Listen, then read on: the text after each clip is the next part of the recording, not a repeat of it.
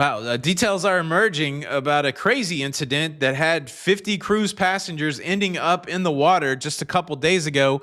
We also have to talk about this tragedy on the Carnival Horizon, and we've got some cruise ships adjusting their itinerary for weather, but it's not like hurricanes. Yeah, this is an interesting one. All that and more on today's episode of The Cruise Show. All aboard! Your ship is leaving. Talking about everything going on in cruising. It's the Lido Loca time. It's the cruise show. It's the cruise show. Hey, what's up, everybody? Welcome to Lido Loca. Welcome to The Cruise Show. I am your host, Tony, here to talk you through everything going on in cruising. It's everything going on in cruising. It's for your face on a Tuesday, the 11th of November, 2025. And yeah, this first story is a doozy. We've got cruise passengers sailing on the TUI Cruise Line cruise ship Mein Schiff 1, making a port stop in the Dominican Republic. About 50 of those passengers, they go on an excursion, a catamaran excursion to one of the local bays there in the Dominican Republic. And during that cruise, the catamaran strikes an object in the water and begins to take on water, and eventually it sinks. The catamaran, 40-foot vessel named Boca de Llama, can hold about 80 passengers. Almost immediately, the Dominican Republic Navy springs into action and rescues all of the people that are in the water. So that's a positive outcome. Local media outlets are saying that maybe some minor sustained injuries, but TUI Mein Schiff has issued a statement saying that all of the passengers were immediately returned to the cruise ship after the rescue, that they were given any medical attention that they needed, and there was also some compensation offered. They're also going to be, of course, cooperating with the local authorities, with the Navy there, to investigate exactly what happened in this incident. They're trying to determine what kind of object this vessel hit. Yeah, that's scary. It's a good reminder. We've seen maybe, was there another story this year of a sinking tour boat? It's important to pay attention to the safety instructions given to you. A lot of times you go on these excursions and you're having such a good time and they're telling you where the life jackets are and that kind of stuff. You're like, whatever. Sometimes you need to know. And so just like the muster drill that you may have done, a bunch on the cruise ship, it's important to pay attention to those things because you never know when you end up in the water. But fortunately, this story has a positive ending. Nobody hurt. And now, unfortunately, a story that doesn't have a happy ending is the story of an 18-year-old cruise passenger that was found deceased on the Carnival Horizon, sparking an FBI investigation.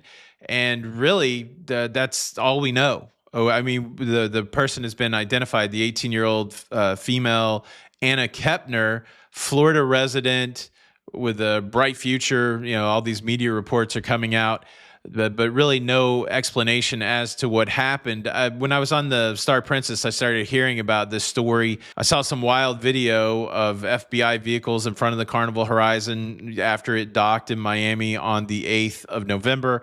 Sadly, I saw a video of, this person being taken away in an ambulance, deceased, taken away in an ambulance.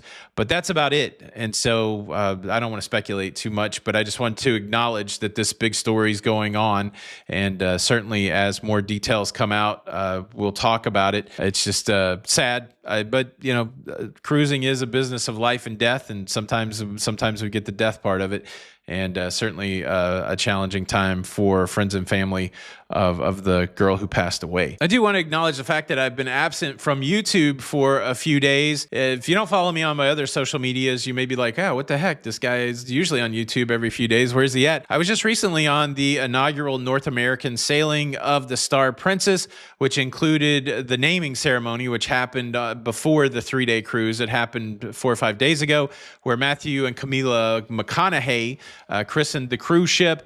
And we had a performance by Sheryl Crow. We had a really cool drone show. I did a full video about that if you want to see it, but I just wanted to acknowledge that the Star Princess has been christened and it is in service, and kind of to use that as a segue to say that another cruise ship right there in Fort Lauderdale has been christened.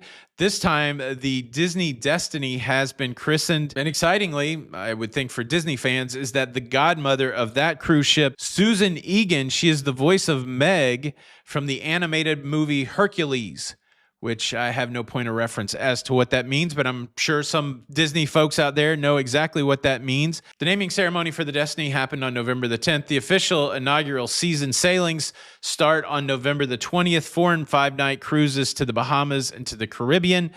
This Disney Destiny does look like a cool ship. Spider-Man is right there on the stern of the ship. I don't anticipate going on this cruise ship, but I can't wait to see some of the footage coming off of it. And look, as usual, I do have a wild complaint from what I feel like is a clueless Carnival passenger. But first, let's talk about cruise ships that are having to change their itinerary because of the weather. And normally when we talk about something like this, it's because of hurricanes, that kind of weather. That's not the case.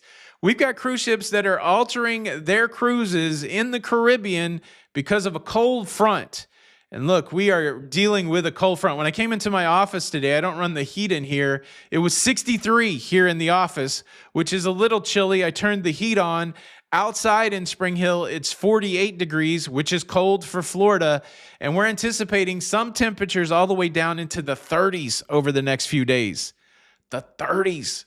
It's certainly cold. And not only is that cold front impacting Florida, but it's also impacting south of Florida, the area of the Bahamas and the Caribbean. And so we've got some cruise lines saying that, look, we're going to have to change our itineraries, not because the temperature is going down, but because of some associated winds that's going to be swirling in different ways because of the cold front making possible docking in some areas a challenge. Now, as of right now, I only see changes coming out from Royal Caribbean. We have the Radiance of the Seas, the Wonder of the Seas, the Freedom of the Seas, Utopia of the Seas, making changes because of this cold front.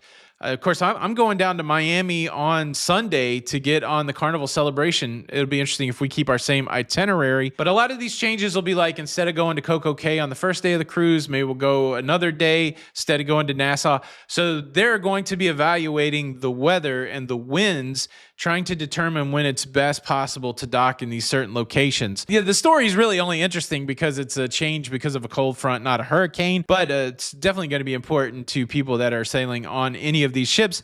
Are you sailing on any of these ships over the next few days? If so, how you feeling? Leave a comment below. Now, finally, let me read you this message. One of my favorite places to go listen to unreasonable people complain about cruising is over at the Complaint Central, otherwise known as Carnival brand influencer John Heald's Facebook page. John, we are just back from the Jubilee. We watched the flag show, and when the cruise director said there were only 12 Americans on the whole of this big ship, I was shocked. Can you tell me why Carnival hires people to serve their passengers whose English skills are poor? Hire some Americans to serve American passengers. I cannot tell you how many times dear husband and I struggled to make the workers, food servers, and other employees understand what we wanted. This is a frustration that spoiled our vacation time. There you go. So here's a wonderful example of people not understanding what they're getting into when they go cruising. Cruising is an international activity. Cruise lines hire crew members from around the world. Now, there is a requirement for crew members to have a proficiency in English, and if they cannot reach that proficiency, they will not have a cruise job. Additionally, cruise lines have different labor practices than companies in the United States. They're flagged in foreign countries, and so they don't have to follow the same rules. So working on a cruise ship as an American is sometimes not as advantageous as working on a cruise ship as a crew member from another part of the world. This is why you don't see a lot of Americans working on cruise ships. It's just not as advantageous for Americans to take those jobs as it is for other people. But back to the core post here. I think these people are out of line. And I do think it is, look, I love being an American. I think this is the greatest country in the world.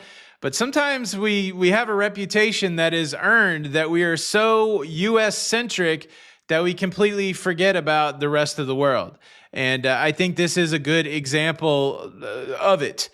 Cruising is an international activity. you're leaving the US most of the time to go to a foreign country, and you have to be aware of the fact that you're playing a global game. You're taking a global vacation when you're going on a cruise, and to expect everybody to sound like you or look like you from where you're at, and you're part of this vast major country of the United States, is ridiculous. I'm sorry, maybe I'm being too hard. There's certainly times where accents and other things can be a communication barrier, and that I'm certainly not trying to be dismissive of that. But to write the whole thing off and saying that your whole cruise is ruined because you had some interaction that you couldn't figure out is, I'll just say shout out ludicrous. Shout out. Look, that's everything that's going on in cruising. Do me a favor. If you like to stay up to date with all of this stuff, subscribe. It's a big help to me. It doesn't cost anything. And we're trying to get to 300,000 subscribers. We're getting very close. Look, really nothing left to do in this episode but dance. If you're brave enough, get up. Get up. I'm gonna dance by myself like nobody